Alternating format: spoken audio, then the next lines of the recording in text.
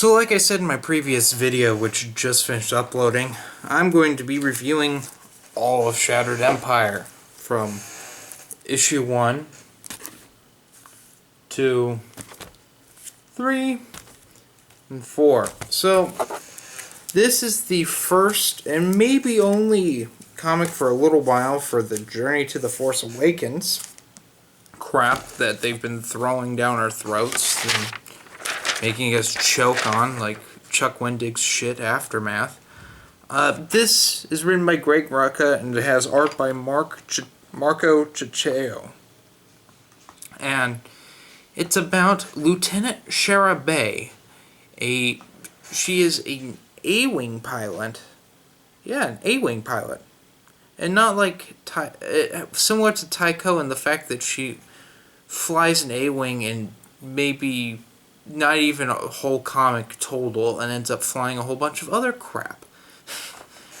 Well, she's an A-Wing pilot in Green Squadron, and this opens with the Battle of Endor and the destruction of the second Death Star, and how her squad is involved and they cover Lando and Wedge as they destroy the second Death Star. She's married. Her husband is part of Han's task force that is on the planet of Endor. So, issue 1, I'm just going to reiterate pretty much what I said last time. They destroy the second Death Star. She gets to the planet. She bumps uglies with her husband, which is... need a little more of that. Anyway, and Han is like, okay, squad, we're going to go and destroy this communications base that we forgot about. And she's like, well, I volunteer as the transport pilot. And they get to the communications base. A little while later, Han comes out and says the war's not over yet. So what follows is kind of two stories with Shara. Issues 2 and 3 follow her essentially being Leia's pilot and security guard as Naboo is attacked in a desperate Imperial operation called Operation Cinder, where they use a special Palpatine Bantam-esque terrorist weapon of mass destruction that causes hurricanes across Naboo, and Leia and Shara and the Queen are the only ones to stop it. Then after that, we have a one-off issue, the final issue, where she and Luke go deep into a secret Imperial base to get a tree from the Jedi Temple on Coruscant that is very enriched in the Force. That's Shattered Empire for you. What did I think of Shattered Empire? It could have been great. It could have been a very, very good way to start off the new canon. Chuck Wendig's book is overall hated, for the most part. So it would have been nice to have something, aside from Lost Stars, which is a young adult novel, to be good in this series. I can't say this is a great series. It starts off great, and then it flounders, because it should have been an ongoing. Marco Cicceo's art is beautiful throughout this book, but this book suffers from Marvel saying, we have to have one of these out a week, and oh god, you guys, Greg Rucka, you have some great ideas, but we're just not going to let you write them. Which is what I think is going on with this whole Marvel Star Wars thing. It's very... someone else is calling the shots and not letting these authors really use their writing chops. I mean, when you have Jason Aaron, Kieran Gillen, and Greg Rucka writing things for you, oh, and Charles Soule, you'd think overall it'd be just fantastic work, and it's not. It's very mediocre at best. This is the best stuff I've seen, and it's not the best Star Wars stuff I've ever read. Not from the... certainly not from the novels, but not even from the comics, like from Dark Horse. Instead, we get hey, we got this cool character, Shara Bay, who is could be a really, really good character. I mean, she's a wife, a mother, an ace pilot. You got all these Star Wars-esque traits going for her. But they don't really touch upon them. They touch upon the pilot thing twice, 3 times.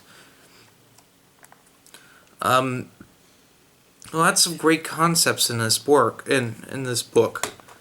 Like, of course, the Imperials didn't just disappear as soon as the second Death Star was destroyed. That's from the old canon. That's from Legends. We got that.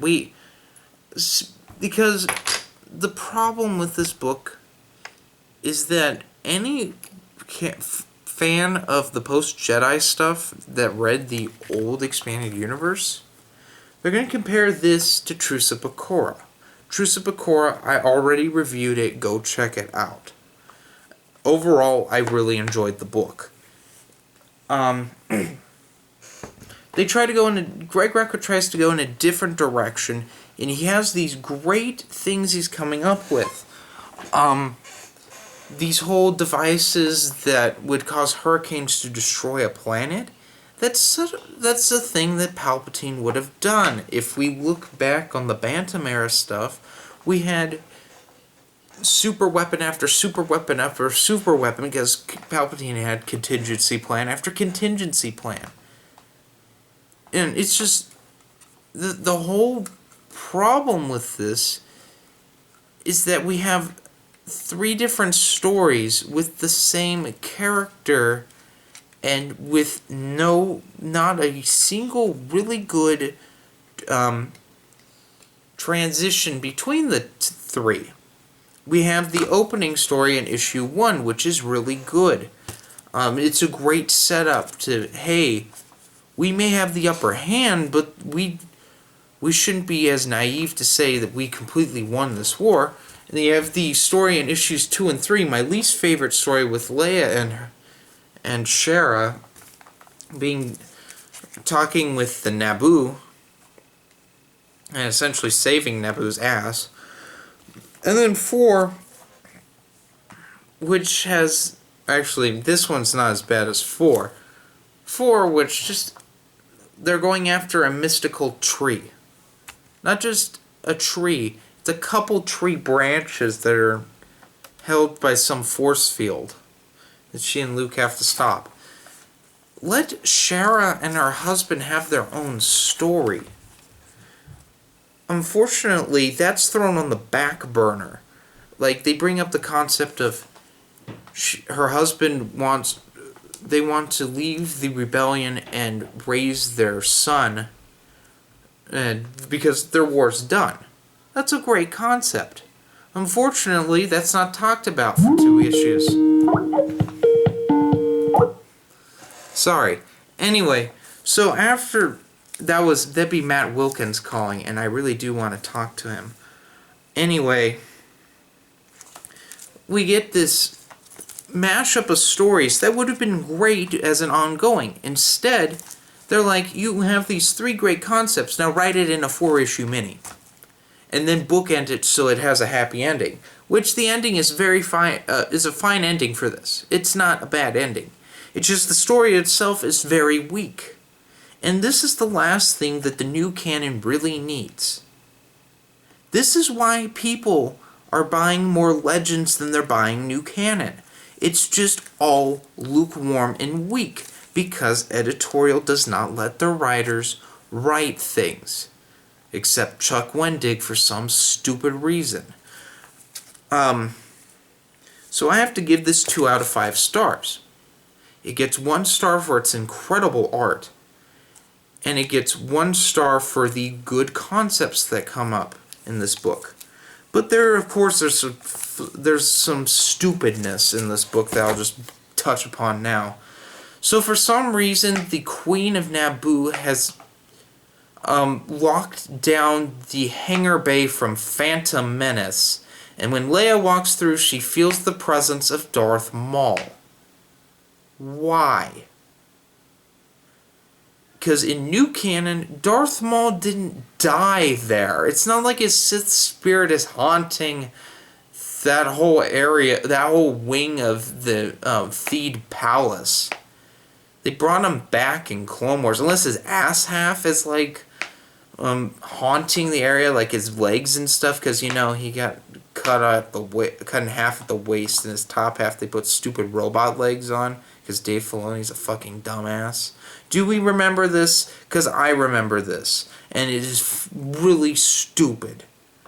But Leia feels cold like a ghost, and Darth Maul's eyes appear, but nothing else happens. And then the whole tree thing. Now this, it was like Greg Rucka read Heart of the Jedi and other Bantam-esque stuff with the mystical part of Star Wars.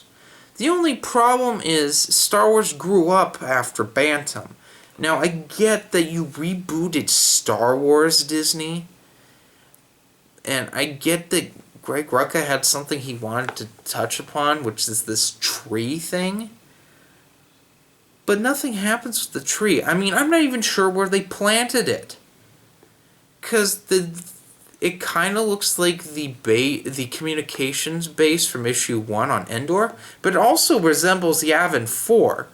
Which, for those of you, my Jedi Academy fans, you know what happens on Yavin 4 with Luke's Jedi Order. So that would kind of make sense to do that there. But this is not old canon. This is new canon. You know, we don't call the Rebellion anymore. We call it the Resistance. The Empire is now called the First Order because those are cool names.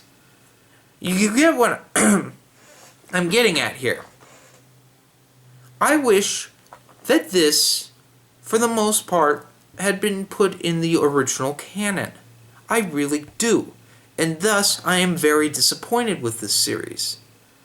So, anyway, guys, enough of me bitching about this. I hate that I'm not going to win either way. If I praise this, half my fan base will crucify me. If I hate this, and I hate on it, then the other half of my fan base will not like me either. So now I'm stuck in a hard place right now. So, 2 out of 5 stars. Not the worst thing I've read, but it's not good.